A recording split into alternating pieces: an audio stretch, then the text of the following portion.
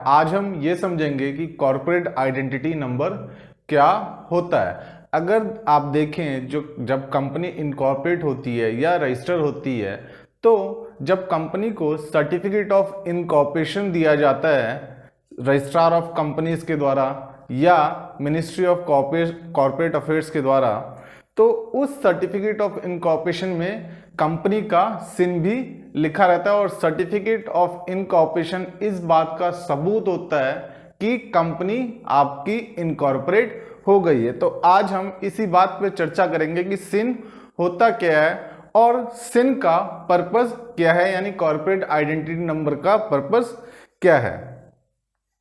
अगर आप full form देखें सिन की, तो यह है corporate identity number.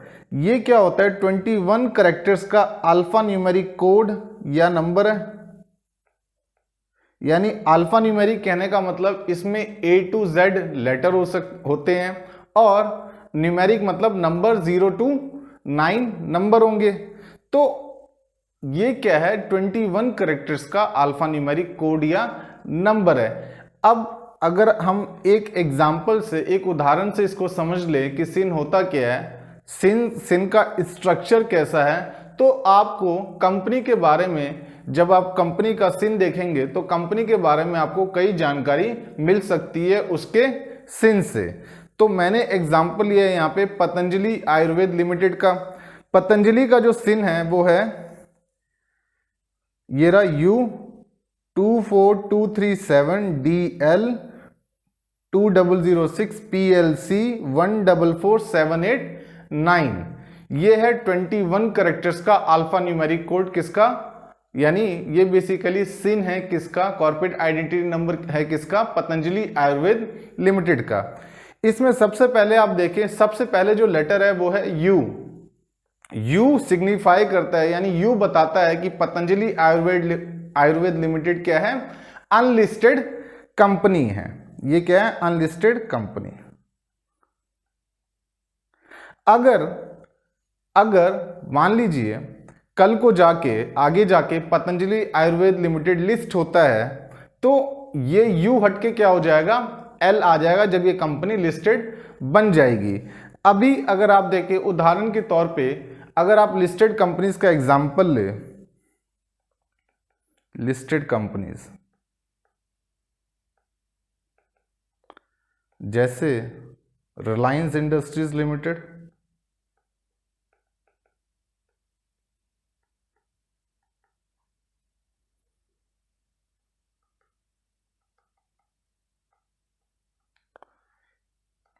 Infosys limited,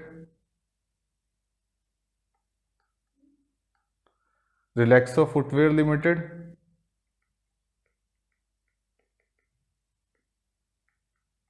etcetera. तो अगर आप लिस्टेड कंपनीज का सिन देखेंगे, लिस्टेड कंपनीज का कॉर्पोरेट आइडेंटिटी नंबर देखेंगे, तो उसमें आपको ये यू की जगह क्या मिलेगा, पहला लेटर एल। एल का मतलब लिस्टेड कंपनी, एल का मतलब ये कंपनी क्या है, लिस्टेड है।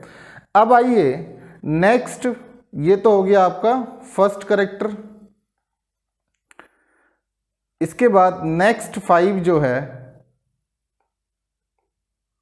नेक्स्ट 5 जो नंबर्स हैं यानी जो न्यूमेरिक्स हैं, ये बताते हैं कि कंपनी का बिजनेस क्या है। ये basically industry code of business है कि कंपनी किस बिजनेस में, किस इंडस्ट्री में काम करती है। ये बेसिकली ये जो 5 जो न्यूमेरिक्स है ये इस बात को बताते हैं। तो पतंजलि का आपने यहाँ पे देखा कि इसका जो इंडस्ट्री कोड, इसका जो बिजनेस कोड क्या है वो है 24237। ऐसे ही कोई और कंपनी होगी जैसे रिलैक्सो फुटवेयर, उसका कुछ और, इन्फोसिस का कुछ और। ऐसे ही कोई कपड़े वाली कंपनी होगी जो कपड़ा मैन्युफैक्चर करती होगी और कपड़े बनाकर, यानी कपड़े से जो रॉ मटेरियल है उससे शर्ट पैंट बनाकर बेचती होगी, तो उसका कुछ और, एटसेट्रा। आइए अब देखिए इस 5 के बाद नेक्स्ट 2 कैरेक्टर्स, नेक्स्ट 2। यहां पे अगर देखें जो नेक्स्ट 2 कैरेक्टर है, ये जो मैंने इंडस्ट्री कोड के बाद, उसके बाद नेक्स्ट 2 कैरेक्टर्स क्या है, डीएल। डीएल जो है ये क्या है, ये नेक्स्ट टू करेक्टर्स ये बताते हैं सिन में, भाई आपने न्यूमेरिक्स देख लिए, यू के बाद आपने 5 न्यूमेरिक्स देख लिए, फिर इसके बाद हम आ गए लेटर्स पे। लेटर में 2 क्या है, ये 2 करेक्टर्स क्या हैं सिन में, डी एल है। डी एल यानी ये 2 करेक्टर्स ये बताते हैं कि कंपनी किस स्टेट या यूनियन टेरिटरी में इनकॉर्पोरेट हुई है, रजिस्टर हुई है, यानी कंपनी का रजिस्टर्ड ऑफिस किस स्टेट या यूनियन टेरिटरी में है। जैसे पतंजलि आयुर्वेद लिमिटेड का यहां पे ये 2 करेक्टर डीएल है। डीएल का मतलब क्या, दिल्ली। तो यानी पतंजलि आयुर्वेद लिमिटेड का रजिस्टर्ड ऑफिस कहां है, दिल्ली में। अगर यहां पे एमएच लिखा होता यानी महाराष्ट्र,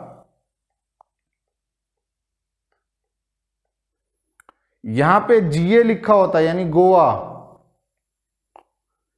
यहां पे यूपी लिखा होता यानी उत्तर प्रदेश, एटसेट्रा।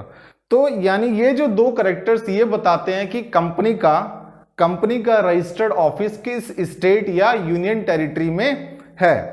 अब आइए इसके बाद नेक्स्ट 4 करेक्टर्स, नेक्स्ट 4 ये बताते हैं कि कंपनी किस साल इनकॉर्पोरेट हुई है।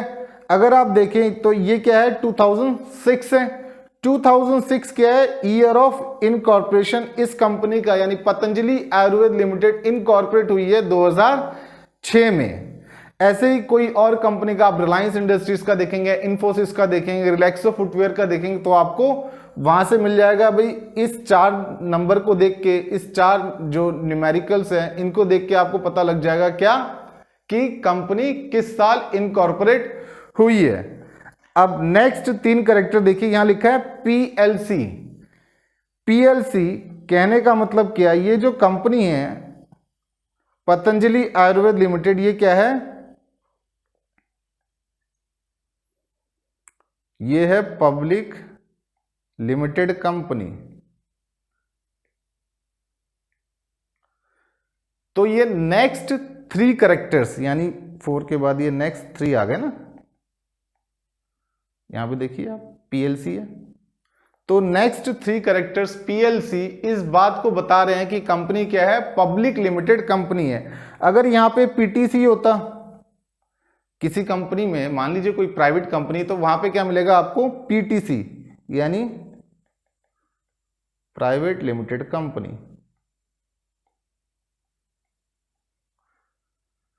ऐसे ही किसी कंपनी को आप देखेंगे तो वहां पे आपको एनपीएल मिल सकता है। एनपीएल का मतलब जो नॉन प्रॉफिट कंपनीज होती हैं, non profit company, non profit companies जो हैं इसको सेक्शन 8 कंपनी भी कहते हैं या लाइसेंस्ड कंपनी भी कहते हैं। तो उस कंपनी के केस में, नॉन प्रॉफिट कंपनीज के केस में, ये जो 3 कैरेक्टर्स हैं वो क्या होंगे, ये 3 लेटर्स क्या होंगे, एनपीएल। एग्जाम्पल के तौर पे, उदाहरण के तौर पे आप रिलायंस फाउंडेशन का आप देखिए सिन, Reliance foundation,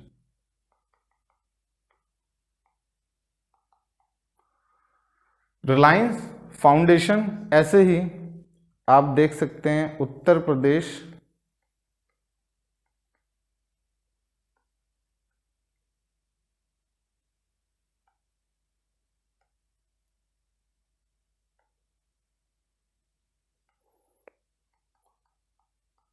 Uttar Pradesh cricket association.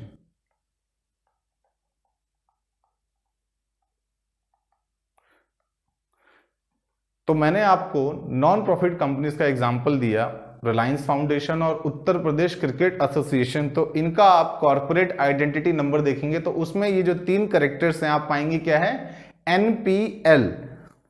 तो मैंने आपको बताया जैसे ये पतंजलि आयुर्वेद लिमिटेड है तो इसके केस में ये क्या है, पीएलसी। अगर कोई प्राइवेट कंपनी है, प्राइवेट लिमिटेड कंपनी है, तो उसके केस में ये क्या होगा, पीटीसी। अगर कोई नॉन प्रॉफिट कंपनी है तो एनपीएल। ऐसे ही अगर कोई गवर्नमेंट अंडरटेकिंग है यानी पब्लिक सेक्टर अंडरटेकिंग है तो उसके केस में अगर गवर्नमेंट ऑफ इंडिया के पास यानी सेंट्रल गवर्नमेंट की उसमें शेयर होल्डिंग है, ऑनरशिप है, तो उस केस में ये 3 लेटर होंगे जीओआई, और स्टेट गवर्नमेंट की होगी तो उस केस में होंगे ये एसजीसी। अब इसका एग्जाम्पल क्या है, जहां पे सेंट्रल गवर्नमेंट या गवर्नमेंट ऑफ इंडिया की ऑनरशिप है कंपनी में, वो है ONGC, oil and natural gas corporation limited, IOCL limited, Indian oil corporation limited, BPCL, Bharat petroleum corporation limited, HPCL, etcetera.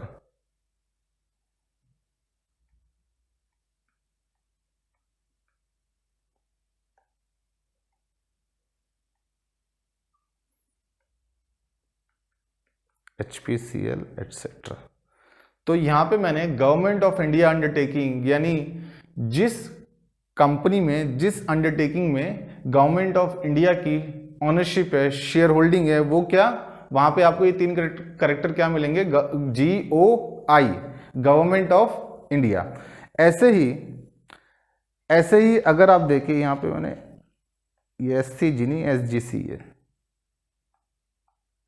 ऐसे ही स्टेट गवर्नमेंट की कंपनी होगी, जहां पे कोई स्टेट गवर्नमेंट की शेयर होल्डिंग है, ऑनरशिप है, तो वो क्या कहलाएगी, उसमें ये 3 करेक्टर क्या होंगे, SGC। SGC मतलब स्टेट गवर्नमेंट कॉरपोरेशन या कंपनी। जैसे अगर आप उदाहरण देखें इसका,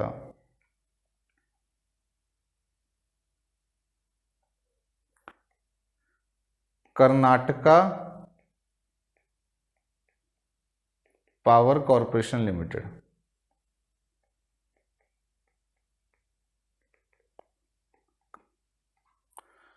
कर्नाटका पावर कॉरपोरेशन लिमिटेड। तो कर्नाटका पावर कॉरपोरेशन लिमिटेड का आप सिन देखेंगे तो उसमें क्या मिलेगा, ये आपको SGC, स्टेट गवर्नमेंट कंपनी या कॉरपोरेशन। ऐसे ही उत्तर प्रदेश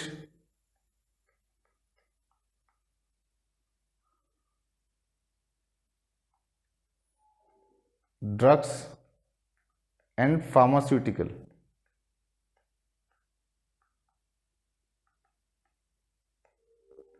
तो Uttar Pradesh drugs and pharmaceutical limited, तो आपको कर्नाटका पावर कॉरपोरेशन या Uttar Pradesh drugs and pharmaceutical limited का, अगर इन कंपनीज का आप सिन देखेंगे तो आपको क्या मिलेगा, इसमें SGC यानी स्टेट गवर्नमेंट की होल्डिंग है। कर्नाटका पावर कॉरपोरेशन में कर्नाटका गवर्नमेंट की, और Uttar Pradesh drugs and pharmaceuticals limited के केस में उत्तर प्रदेश गवर्नमेंट की शेयर होल्डिंग है।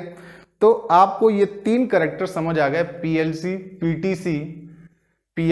PTC, NPL, फिर मैंने आपको GOI बताया, गवर्नमेंट ऑफ इंडिया, फिर SGC, स्टेट गवर्नमेंट कंपनी।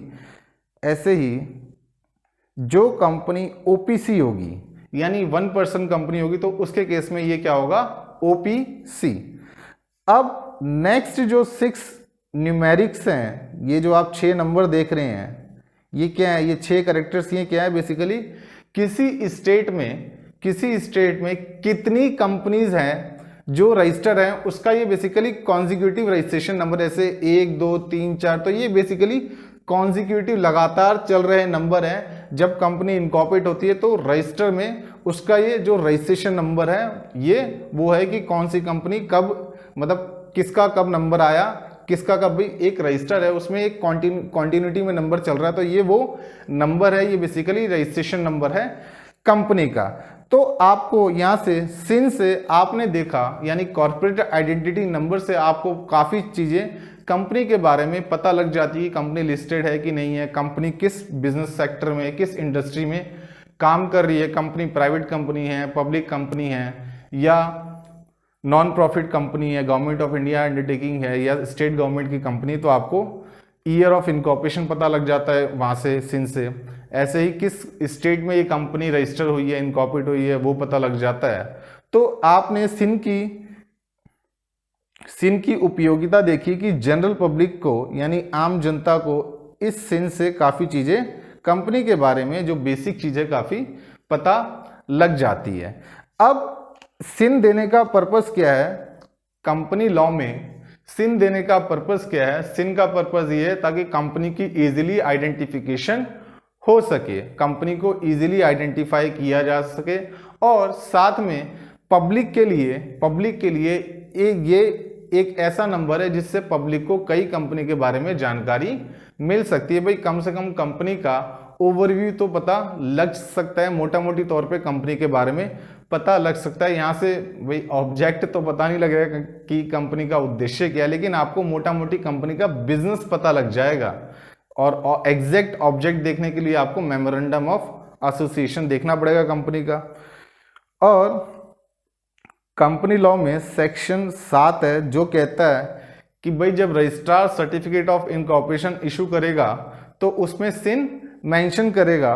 और अब तो जो कंपनी इनकॉर्पोरेशन का प्रोसेस है वो सेंट्रलाइज हो रखा है। जो सीआरसी है, सेंट्रल रजिस्ट्रेशन सेंटर, जो मानेसर गुड़गांव में है, तो जितनी भी हमारे देश में जितनी भी कंपनी इनकॉर्पोरेट होती है और कंपनी इनकॉर्पोरेशन के लिए जो एप्लीकेशन है, जो फॉर्म फाइल होते हैं कंपनी इनकॉर्पोरेशन के लिए, वो सीआरसी को जाते हैं। जब आप फॉर्म फाइल करते हैं तो वो चले जाते हैं सीआरसी को। जो जुरिसडिक्शनल रजिस्ट्रार ऑफ कंपनी है उसको नहीं जाते। पहले डिसेंट्रलाइज प्रोसेस था, ये 2016 या 17 में ये सेंट्रलाइज प्रोसेस हो गया। तो सीआरसी के पास अब जितनी भी फॉर्म फाइल होती है, इनकॉर्पोरेशन फॉर्म्स, यानी कंपनी इनकॉर्पोरेट करवाने के लिए जब आप फॉर्म फाइल करते हैं वो जाती है सीआरसी को, यानी सेंट्रल रजिस्ट्रेशन सेंटर को, जो मानेसर गुड़गांव में है।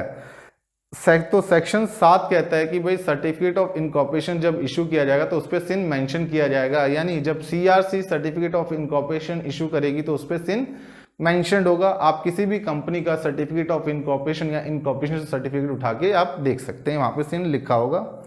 ऐसे ही section 12 sub section 3 clause C कहता है कि कंपनी, जो भी कंपनी का कॉरेस्पॉन्डेंस है, जैसे कंपनी के जो बिजनेस लेटर्स हैं, लेटर हेड्स हैं, या जो कंपनी की जो बिल बुक्स हैं, तो उसमें सिन लिखा रहेगा ताकि, और आपने देखा होगा वेबसाइट्स पे भी सिन होता है, नेम बोर्ड पे भी सिन होता है, ताकि क्या होगा, सिन से कंपनी के बारे में, जो बंदा कंपनी में आया है, जो कंपनी से डील कर रहा है या कंपनी को देखता है, तो उसको पता लग जाए कि कंपनी का बेसिकली मोटा मोटी तौर पे पता लग जाए कि कंपनी क्या है, किसको देख के, सिन को देख के। अगर किसी ने डिफॉल्ट किया इस section 12 sub section 3 clause C का, तो जो कंपनी और हर एक ऑफिसर 1000 पर डे पेनल्टी के लिए लायबल होगा, लेकिन मैक्सिमम पेनल्टी 1 लाख से ज़्यादा नहीं हो सकती। तो आपको यहाँ से ये पता लग गया कि सिन का बेसिकली कॉन्सेप्ट क्या है, आपने सिन के स्ट्रक्चर को समझ लिया। तो आगे से आप किसी भी कंपनी का कॉर्पोरेट आइडेंटिटी नंबर देखेंगे तो आपको कंपनी के बारे में कई चीज़ें वहाँ से मिल जाएंगी। ठीक है, इसके अलावा आप मिनिस्ट्री ऑफ कॉर्पोरेट अफेयर्स की वेबसाइट पे जाके, वहाँ पे एक ऑप्शन होता है कंपनी का मास्टर डाटा देखने का, तो आप वहाँ पे कंपनी का सिन डाल के कंपनी का मास्टर डाटा देख सकते हैं। अगर आपको सिन नहीं पता तो कंपनी का नाम डाल के भी आप उसका मास्टर डाटा देख सकते हैं, जहाँ से आपको कई चीज़ें एग्जैक्ट पता लग जाती है कि कंपनी का रजिस्टर्ड ऑफिस एग्जैक्ट किस लोकेशन पर है, कंपनी किस डेट पे इनकॉर्पोरेट हुई, कंपनी की कैपिटल क्या है, कंपनी के डायरेक्टर्स कौन है, कंपनी पे क्या बेसिकली जो चार्जेस हैं, कौन कौन से चार्जेस रजिस्टर हो रखे हैं। चार्जेस का मतलब जैसे जो सिक्योर्ड होते हैं, सिक्योर्ड लोन्स हैं, उस जैसे बैंक ने लोन दे रखा है तो बैंक ने किस एसेट की सिक्योरिटी पे लोन दे रखा है, बेसिकली वो चार्जेस होते हैं। तो उसके बारे में कितने चार्जेस रजिस्टर हो रखे हैं तो वो आपको वहाँ से जो कंपनी का मास्टर डाटा है वहाँ से देखने से पता लग जाएगा। मुझे उम्मीद है आपको ये वीडियो समझ आई होगी। बाकी मिलते हैं अगली वीडियो में। धन्यवाद।